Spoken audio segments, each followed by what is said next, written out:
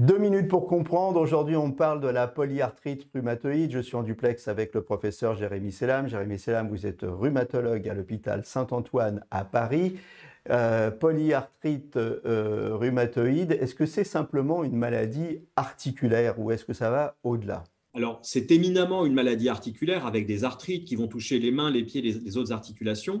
Mais effectivement, il y a des symptômes que l'on appelle extra-articulaires, au premier rang desquels on pense à la fatigue, qui peut jouer et qui peut parfois être indépendante des douleurs articulaires. C'est un symptôme en soi, très certainement lié à l'inflammation chronique, mais pas seulement. Donc, c'est sûr que cela fera partie de la prise en charge.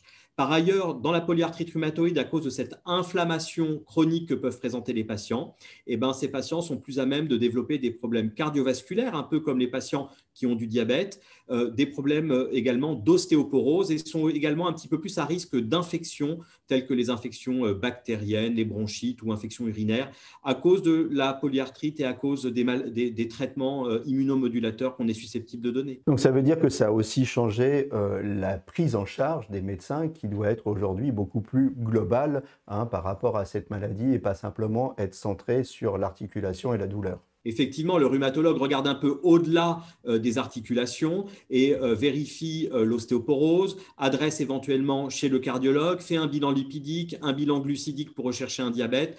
Tout cela est maintenant un message qui est transmis au rhumatologue et on ne peut restreindre la prise en charge de la polyarthrite rhumatoïde aux arthrites. Voilà, on le voit bien, la compréhension des maladies évolue, mais avec cette compréhension, la prise en charge également des maladies évolue. Elle est beaucoup plus globale et elle prend en compte la globalité du patient.